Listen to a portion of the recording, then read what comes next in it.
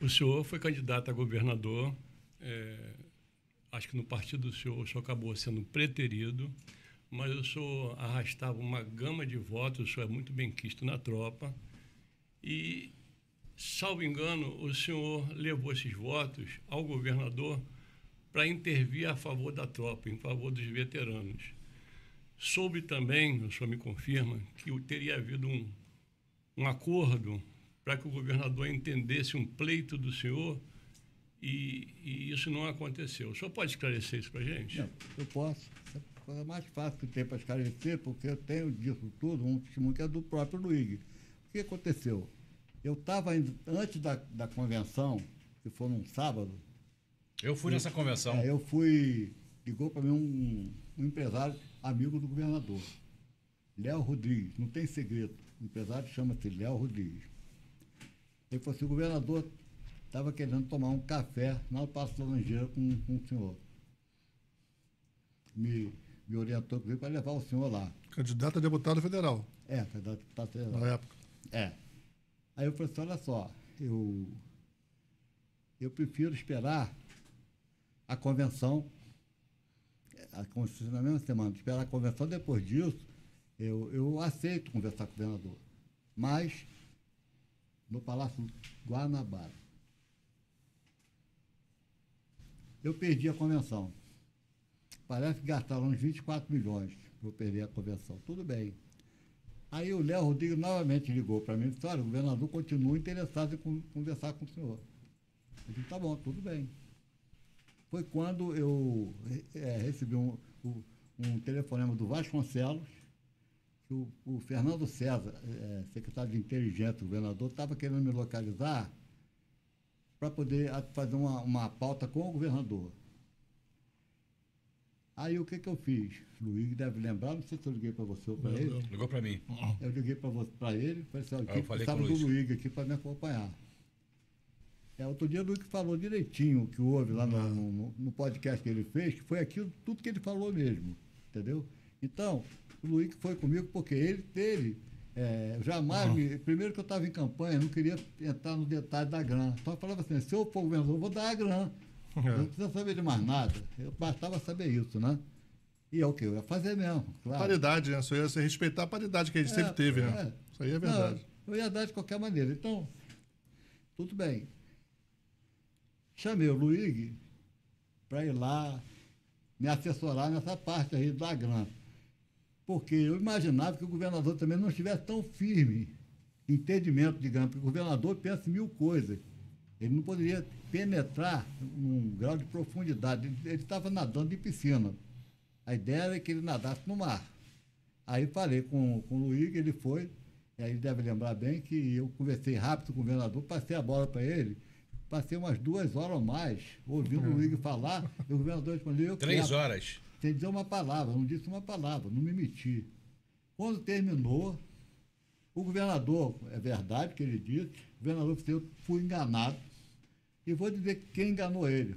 Foi o comandante do bombeiro na época, o Leandro, e o outro foi o Henrique. O Leandro e qual é o Henrique da PM e qual é o Leandro do Corpo de Bombeiros. Os dois que enganaram o governador. Na verdade, foi isso.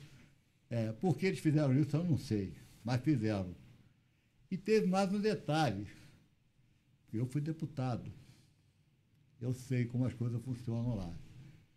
Quando saiu aquela lei, que entrou o artigo 42, no artigo 42, lá atrás, existe na lei, você vai saber disso, você vai ser deputado.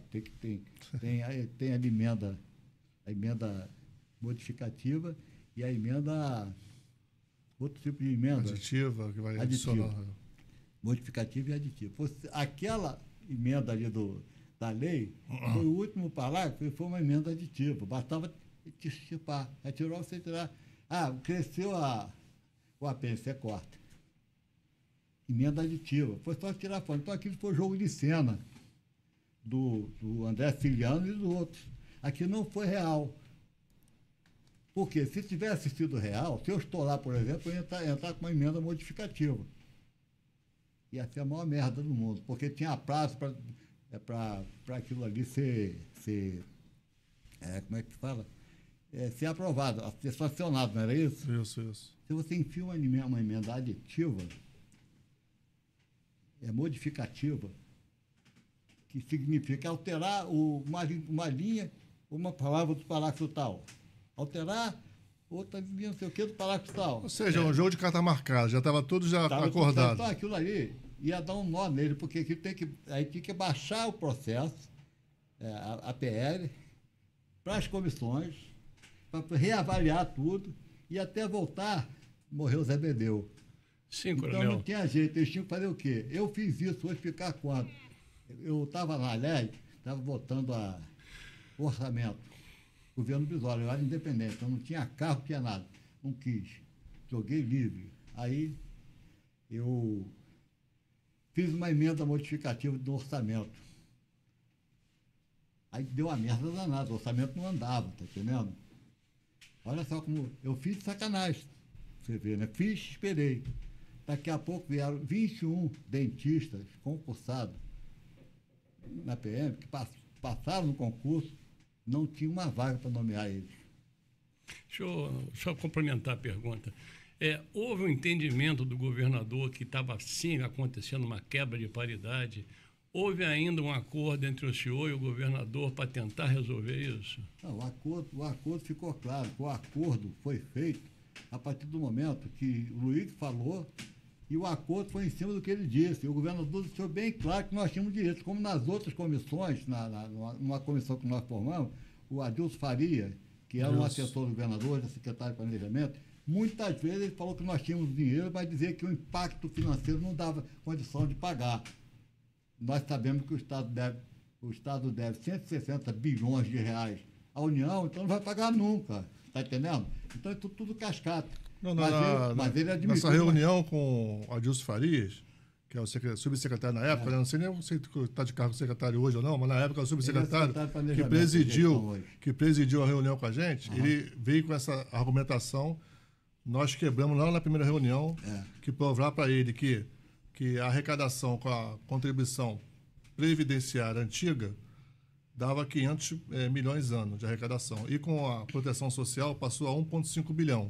Ela mesmo se pagava. E tanto na segunda reunião, esse major não pode entrar mais não. Esse major não pode entrar mais na segunda reunião. Falar para negar. Tanto que teve um momento que acabou a reunião, não vai ter uma reunião. Mas foi admitido que está tendo a quebra de paridade nessa reunião. Não, ele admitiu para nós, na comissão, diversas testemunhas. Botei isso outro dia num texto, diversas testemunhas presentes, ele falando claramente que nós tínhamos direito, mas não tinha dinheiro para pagar. Porque nessa época, comandante, foi agosto de 2022, não tinha essa conversa de prolabore. Não tinha não. Não tinha. Essa tese, de repente, eles se reuniram lá depois, surgiu em janeiro de 23, quando ele não queria fazer o TAC. Eu botei no Facebook essa semana, eu botei dizendo o seguinte, eu vou criar também um prolabore paciente. Aí botei pró, estigma, veteranos.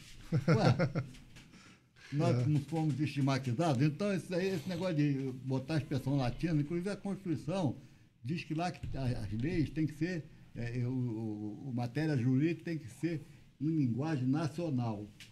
Qualquer expressão latina, ela é adorno. Não é o que eles estão dizendo, é adorno. Então, bom, fica a dúvida seguinte. A dúvida principal, eu até tenho um pouco também, porque andei vendo como a PGE funciona. Estudei. O que acontece? O governador, ele é um mandatário. Mas a PGE existe para defender o Estado. O Estado não é o governador. O Estado continua. A gente, quando aciona o Estado, nós acionamos o governador, a gente aciona o Estado. E a PGE defende o Estado. Então, eu não sei até que ponto o governador ele teria esse controle absoluto sobre a PGE. Honestamente, não sei. Agora, se você passar, isso aí pode ser benéfico, né? O Cabral botou toda a estrutura dele para a PGE. Entendeu? Não, a PGE, a gente sabe que é um órgão meramente opinativo, ele não tem poder decisório. E aí, nas ações judiciais dos inativos, ora ela defende não. Prolabore, não pode ser pago ao inativo. Horas em ações contrárias que se busca o ressarcimento dos impostos, ela já diz, não, isso aqui é genérica. Esse comportamento aí, o que o senhor entende disso? Bom, em primeiro lugar, você tem razão, eu falei isso também, por acaso, você vê que vocês me chamaram aqui, eu já vinha escrevendo um artigo sobre toda essa situação, está lá no meu Facebook, para provar isso, sobre essa questão da PGE ser um órgão opinativo, e não um órgão decisivo ou decisório. Não é papel da PGE decidir, é papel da PGE apresentar a opinião defendendo o Estado. Tudo bem. O governador, por sua vez, ele deveria ficar neutro. E do lado estão os servidores, cidadãos que votam nele. Do outro tem um órgão técnico que está negando para a gente esse direito, mas eles próprios são aposentados e têm o direito de... Ainda na ativa, eles têm o direito de advogar e depois de aposentados, eles continuam ganhando a mesma coisa que o ativo. E eu estou falando do Procurador-Geral do Estado. Nenhum Procurador-Geral do Estado é prejudicado porque foi para a inatividade. Por que ele pode? Não tem prolabore fazendo no caso deles. Por quê? Então, eles são os sacanas. É como eles são. Na verdade, chefe, o que acontece? Eles deixaram rastro. Ele não achar, ele assim, menosprezou o adversário. Essa é a grande verdade. Ele menosprezou o veterano. Claro. Achou que o veterano ia ser fácil de ser conduzido e enrolado. Eles nunca iriam esperar uma resistência dessa. Nós somos a resistência. O senhor é resistência, eu. Nós estamos lutando, com a razão, a gente está lutando, tem até aquele coronel do BOP fez a frase marcada que o policial do BOP morreu e falou... Marcelo Corbatti. Coronel Marcelo Corbatti. Ninguém vai parar a gente. E a gente vai embarcar nessa também. Ninguém vai parar a gente. Porque quem vai parar a gente nessa condição? Eu não sei se vocês estão lendo o artigo que eu tenho colocado ultimamente lá, de propósito. Colocado ultimamente para falar de grana. E para tentar também, de uma maneira enviesada, entender por que eu estou falando de grana daquela maneira. Está entendendo? Tudo que eu estou fazendo, mas eu penso o seguinte: nós temos que fazer tudo isso, concordo, temos que fazer, mas não podemos jamais, hoje, por exemplo, se você pressionar o governador hoje, você não vai conseguir nada. Hoje o dono da bola é ele. Isso é política, né? Não adianta a gente primeiro, parabéns, governador, agora dá a grana pra gente. Parabéns, governador, dá a grana pra gente, entendeu? Tem que ser assim. É assim que a gente vai fazer política, tentar negociar. Em nome disso, coronel, em nome dessa arbitrariedade, eu posso chamar assim, né? Já que o senhor falou que houve entendimento de que era direito, sim, nós estamos aí com vários veteranos se suicidando. O desespero, a sensação do abandono. Meu artigo hoje, hein? Quer ver uma coisa? Não, tá não, você está carregando. Pega lá depois, eu vou mostrar o que eu escrevi hoje. Até nisso eu falei. Tá entendendo? Falei nisso. Porque a questão é a seguinte, não é só isso não. Por exemplo, você está me vendo aqui, eu estou inteirinho, não estou? 79 anos, não estou inteirinho? Parabéns, parabéns. Então, mas eu vou falar com você. Eu só ouço de um ouvido, só enxergo de um olho. Eu estou com meus 2 cotovelos aqui, operados, porque eu fazia alpinismo na questão de emprego tático, que os 2 braços perderam a força. Entendeu? Então, eu tenho uma série de problemas. Eu tive AVC um monte de vezes. Tive AVC transitório e convulsão um cacetão de vezes. Fiquei internado algumas vezes, quase que morri. Então, agora olha para mim e diz, pô, ele está ótimo.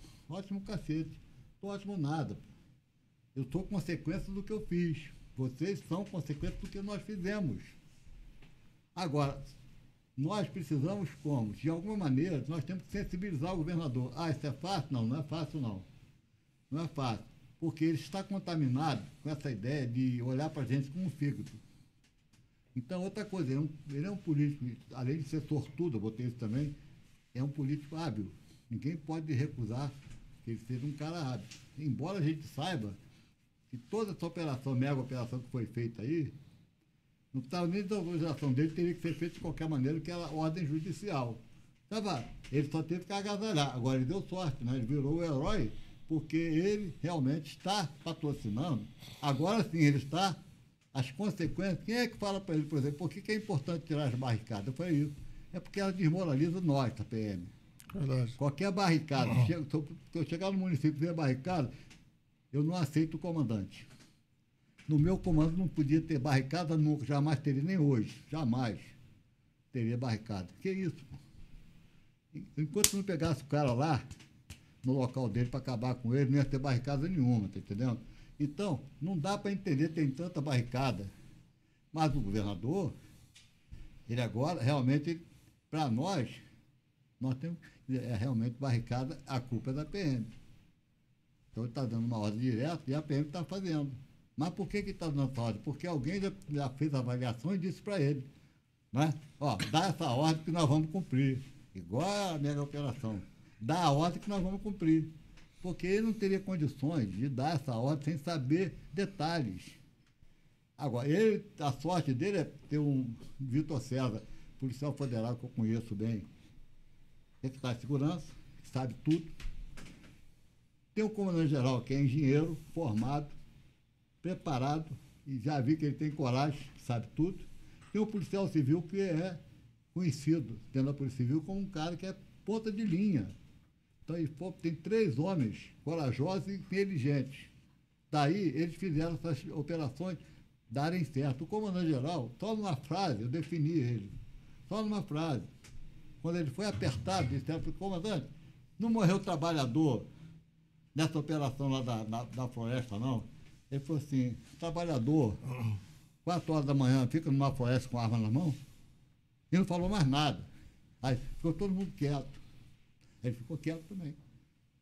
Entendeu? Com uma frasezinha, ele matou a imprensa. Trabalhador não fica 4 horas da manhã com uma arma na mão. Está na cara que não fica. Então, é claro que houve uma sorte, eu acho que o dedo de Deus funcionou também nisso tudo, que não morreu uma criança, não morreu uma mulher grávida, está entendendo? Outras coisas. Mas nós sabemos que um delegado perdeu a perna, morreu mais um policial civil ontem, 5 no total. 2 PM do BOP morreram. São heróis? São heróis. Mas cá para nós adianta heróis mortos. Nós também fomos heróis, pô. Somos, né? Nós fomos heróis na profissão. Então, nós continuamos heróis. Então, não justifica também que o ativo não veja isso. Porque eles, aliás, foi tão inteligente essa jogada, porque o ativo hoje vai para a reserva levando a grana. E nós não. Coronel, hoje eu recebi, na parte da manhã e da tarde, assim, inúmeras ligações de veteranos me pedindo para perguntar ao senhor que o veterano está muito ansioso, né? Está muito doente, está muito depressivo. Eles queriam saber do senhor que o senhor desse uma posição de como é que anda a ACP, a Ação Civil Pública, que foi implementada pelo senhor e pelo Major Luiz. Então, o que eu vou dizer é o seguinte, o doutor Alberto Flores, que é o promotor de justiça da 2ª Promotoria do TAC, onde nós ingressamos com a ação, não é mesmo? Eu fiz a matéria de fato, que eu me lembro a parte de fato, e o Luiz arranjou um advogado muito bom, né, o Tiago, para fazer a parte jurídica. Em cima do que nós fizemos, e demos entrar, isso o governo não contava, que a gente ia entrar na justiça por esse viés. Ninguém sabia disso. Quando eu falei para ele, nós vamos entrar na justiça mas ninguém estava sabendo que eu já estava com a ideia de entrar lá. E nós não temos hoje, nós não somos hoje o dono da ação. O dono da ação é Ministério Público. Isso. Então, eu acho que isso aqui, que nós temos que valorizar muito essa ideia e disseminar essa ideia também de que o Ministério Público é o dono da ação. E nela está que o Ministério Público acusa claramente o Estado por abuso de poder, não é isso? Isso. Por abuso de poder. Não pagaram a gente por abuso de poder. Então, essa pessoa, não sei se é juiz ou juiz que está lá com aquilo na mão, está tentando ver como é que faz, porque outra coisa, eu li a petição de resposta contra a pauta da PGR, muito mal feito. Muito mal feito. Quer dizer, não dá para comparar aquilo que o promotor pontuou. Eu estou levando fé nessa ação judicial. Eu estou levando fé, desde o início. Então, Agora, o próprio governo, através da sua PGE, acaba tropeçando nas próprias pernas, porque foi com tanta sede ao pote de negar a GRAM para veteranos nessa ação, dizendo que ela não era prolabore, não cabe, é indenizatório, não cabe veterano só para ativa, só para atividade, e esqueceu que está todo mundo olhando todo mundo. O ativo, né, olhou e enxergou isso, opa, vou embarcar nessa aí. Se não está dando para veterano porque é verba indenizatória, então não cabe imposto de renda, eu estou descontando imposto de renda. O ativo pensando, vou entrar na justiça. E ganhou. Ganhou no primeiro momento. O que a PGE foi para se defender? Não. Na ação do ativo. Não, ela não é indenizatória. não é indenizatória, ela é remuneratória. Mas como assim? Eu vou até brinco, né? Como assim o cara pálido? Você vai pro ativo, ela é remuneratória. Cabe imposto de renda. Aí pro veterano é indenizatória, não cabe pagar pro veterano. Que conversa fiada é essa? Pior que